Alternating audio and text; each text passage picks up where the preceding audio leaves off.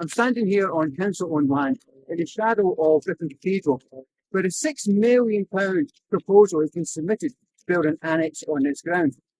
Now, this issue has certainly divided the city, and the annex would contain toilets, a storage space, a song school, and a refectory or a cafe, which may or may not divert customers away from the city.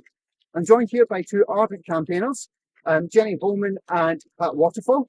Now, Jenni, you started a petition that has gained almost 1,600 objections in quite a short period of time. Now, can I ask, why did you start that petition, and are you surprised by the reaction? I started it because there didn't seem to be any formal objections to the proposal. It became increasingly aware of exactly the time. Tested with 11 trees, one for which had to be addressed in the week. I asked people in various places, is there a petition at the time? There wasn't. There didn't seem anything other than a few objections on the panel. So the only thing to do was to start this one. I met with friends, the other councils, we decided to do a hard copy system, which brings a local shop. It's close enough for people to read the table, make up their own land, and see this area and see what devastation is online. It's 50% of this which is well used to walk through all the time. It's inventors. It would 50% would be gone. It would be just a walk through. And as for the reaction, I'm not surprised. What I am surprised at is how many people still have no. We have to keep on top of the resilience so people can make their own minds up. My mind is going from things is outrageous, especially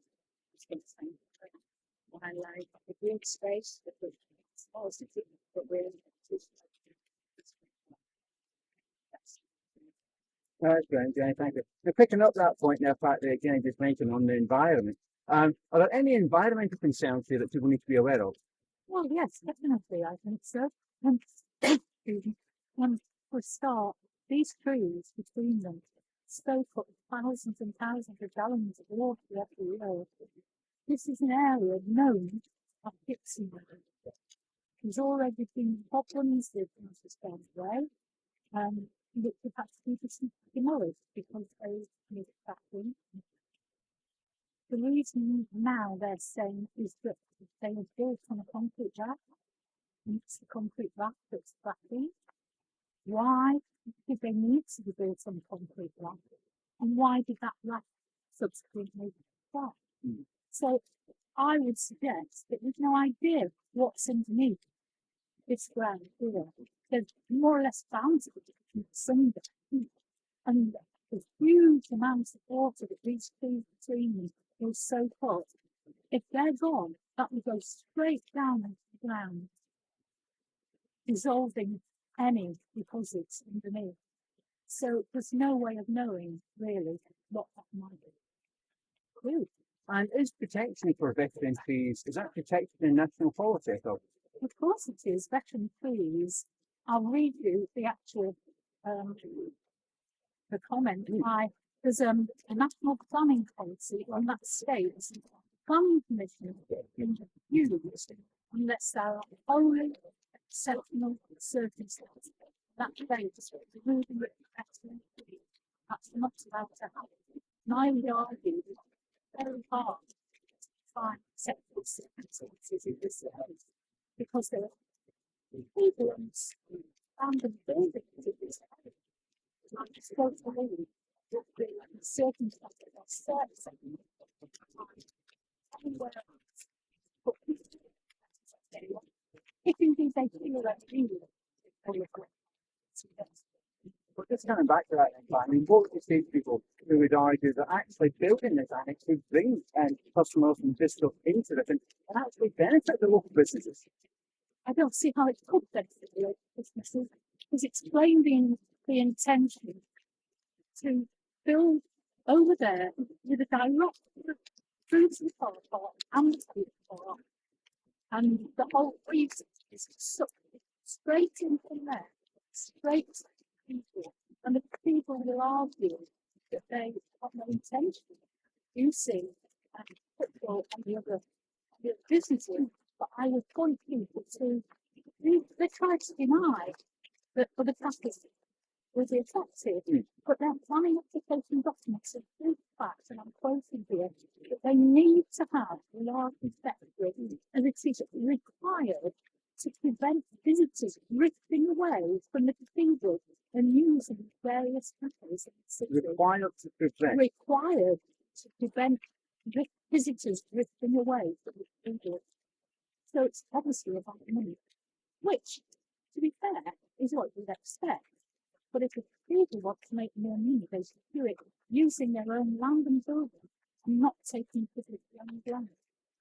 Thank you very much for that. And Jenny, are there any other outstanding issues that you think people need to be aware of? It's a lot more hard-standing than the Alexis. I think said the one that isolates the water from the food.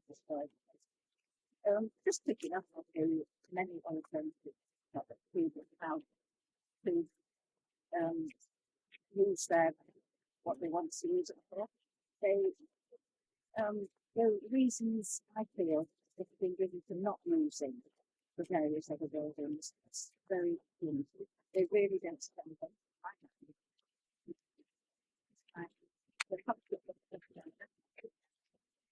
That's a bit cute. And finally, Yes, I'd just like to add that at the time that the cathedral was formulated, it was planning.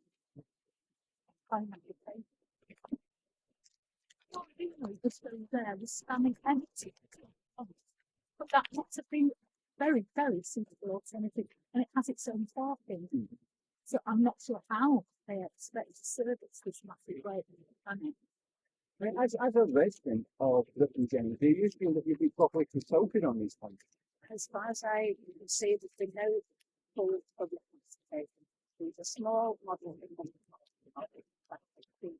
which took me to finding.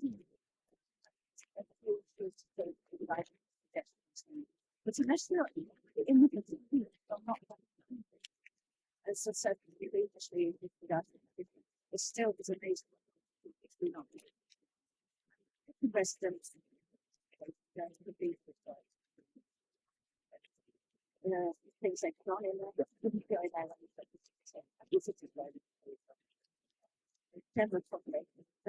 That's busy. So you think it's still a concern, the public don't know about this as much as you would like them to? Thank you both. And just to sort of bring that to a close then, so these two campaigners and other campaigners around the city clearly hope that the planning committee will listen to their objections, the objections listed there, and the 1,600 objections that are on the planning portal. Perhaps a cathedral might also do well to remember the words of scripture, that he who troubles his own house will inherit the winds. This is Brian McHugh for Yorkshire Bylines.